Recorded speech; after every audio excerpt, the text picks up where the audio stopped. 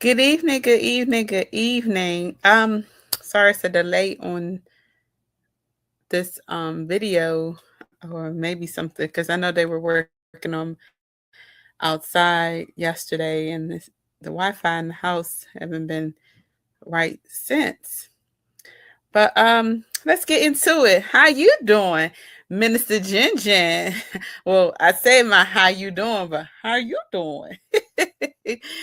um So I'm coming forth today on something there. I did um announce a little bit of something. I wasn't prepared on Sunday, but Bishop felt that I was, but I felt like I wasn't. Um but and I do apologize again. It's a delay going on. Um it's a delay. And so I'm gonna get into it. Today's is still June. And this week, or we're celebrating at the end of this week, we're celebrating Juneteenth. And so tonight we're going to be talking about Juneteenth and the history behind it. I know Bishop said some things briefly on Sunday about Juneteenth and what it's all about and everything. But I have some history that I didn't know again, and I feel like my audience needs to know, right? So Juneteenth is coming up, which I said is on this Friday, this coming Friday, which is a federal holiday in the United States. Um, it commemorates the ending of slavery. We all know that, right? It's the end of slavery here in the U.S. and United States. It's always celebrated on June 19th. It's always celebrated on June 19th. Um, when does it mark? It was marked on this day in 1865.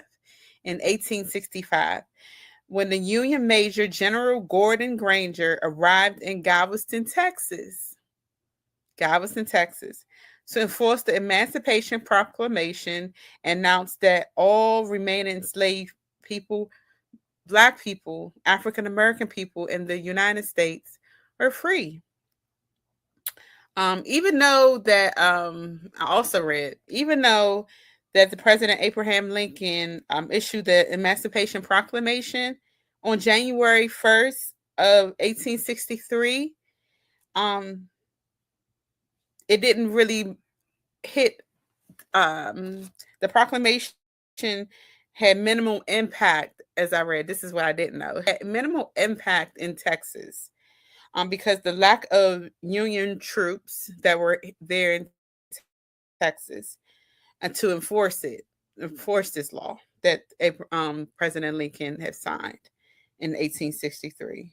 So people still in the South that lived in Texas, they were still mostly weren't free from their owners due to lack of the Union troops to enforce this law that President Lincoln has signed. Um, also, also I read that more than 250,000 enslaved Black Texans were still kept in bondage for additional 2.5 years. Remember, I said before just now, I said, even though President Lincoln signed it in 1863, I said, we know in our history books, for two and a half years, almost 3 years, that Black people that were in the state of Texas still weren't free. They still were owned by the slave owners, just because it wasn't enough troops or anyone to enforce this law. Um, Also, Major General Granger, um, reading of the General Order Number 3 on June 19th, 1865, finally brought forth the news of the liberation.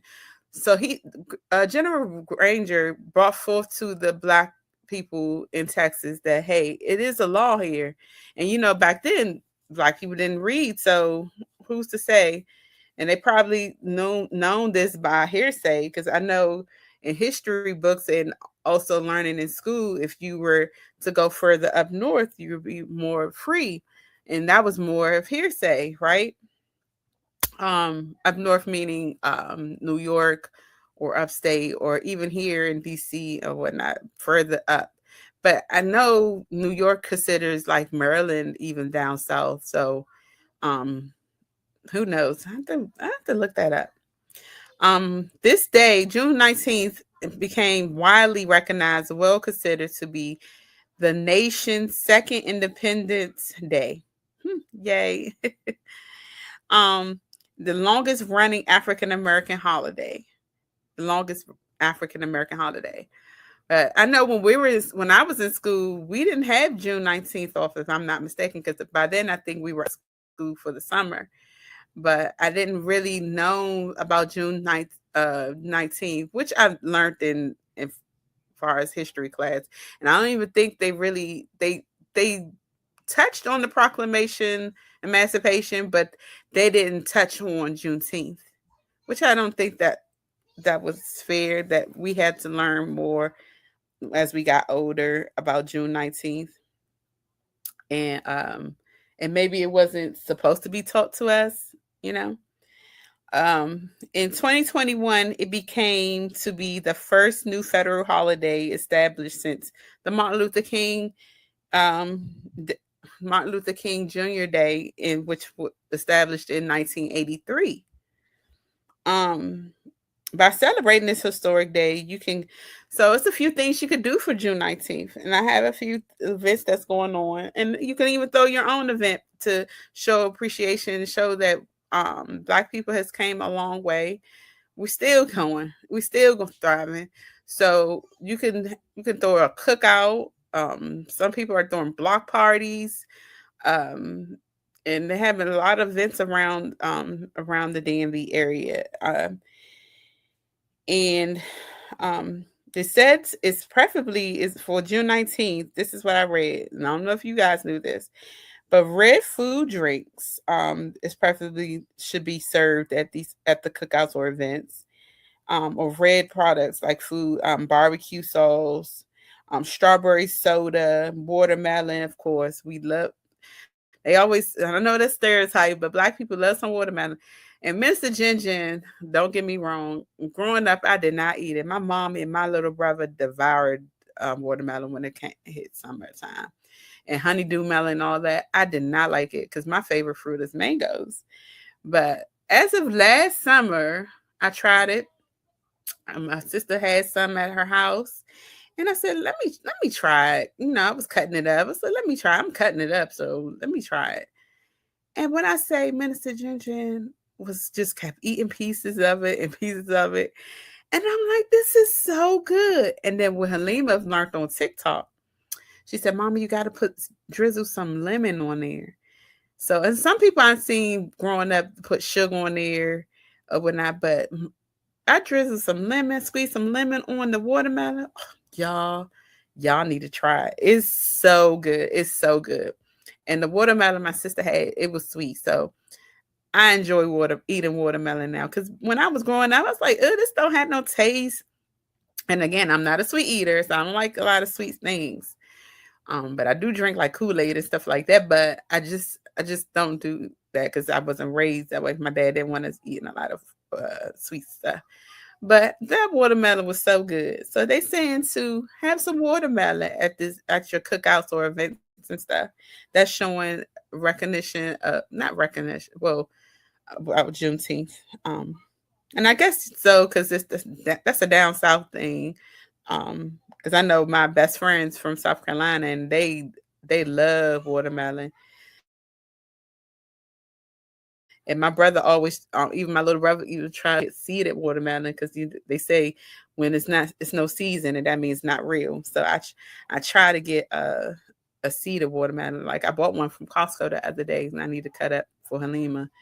So it says watermelon, hibiscus tea, red velvet cake is a core custom cake for Juneteenth.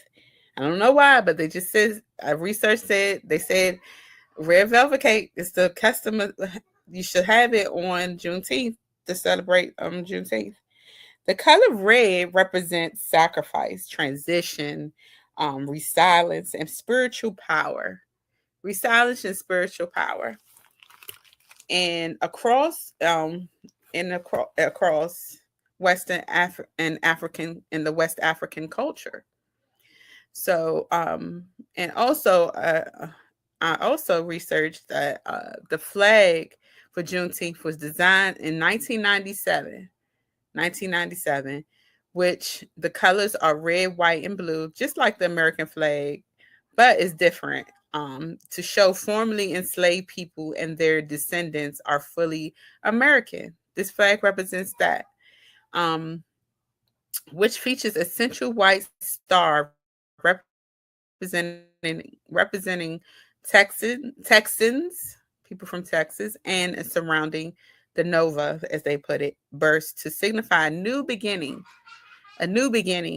for Black Americans across all 50 states. Across all 50 states. So this flag represents everyone, all Black people across the United States, not just the Texans.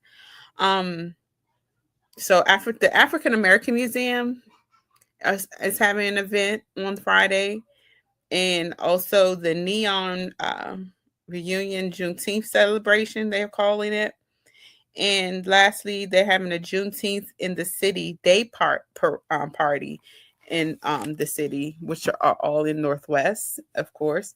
And I just asked you guys to celebrate freedom, celebrate what our ancestors and again our descendants have gone through. They were free, and we're still doing big things. We're still doing big things. They're trying to quiet us, but nope. We're still inventing stuff. Yes, we still thriving. We're going on the moon. We're doing a lot of things that they said we could not do, and they're taking credit for things that we did and created and everything. So I just ask you guys to celebrate on Juneteenth this Friday and eat some, go have a burger, have a hot dog, have a piece of watermelon, and just have fun. Enjoy our national holiday that freed slaves in 1865. Excuse me, 1863, which was the proclamation signed, but in Texas officially they were free in 1865. So I hope the information that I provided was big information for you guys, and I want you guys to enjoy. And then we have Sunday. We have Sunday coming up. You know, it's Father's Day, so celebrate our fathers. You know, and so I hope to see y'all on Sunday. And just come on out and just have fun this weekend. It's gonna be a filled Sunday, and have a safe one at that too, because there's a lot of craziness going on in the area, or just period now. You just have to pray over your loved ones and everyone. And so I say this: celebrate Juneteenth, have fun. I love a good cookout. Minister Ginger love cookout food. I just love it.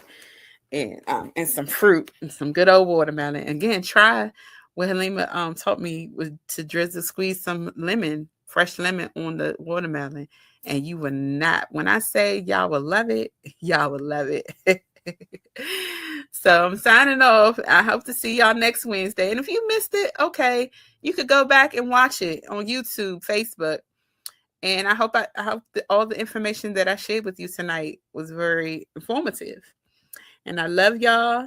And I hope y'all have, not hope, I know you guys will have enjoy the rest of y'all week. Have a blessed week and weekend. And love upon the men in your families that are fathers or uncles or a father figure. Love up on them. And I love y'all.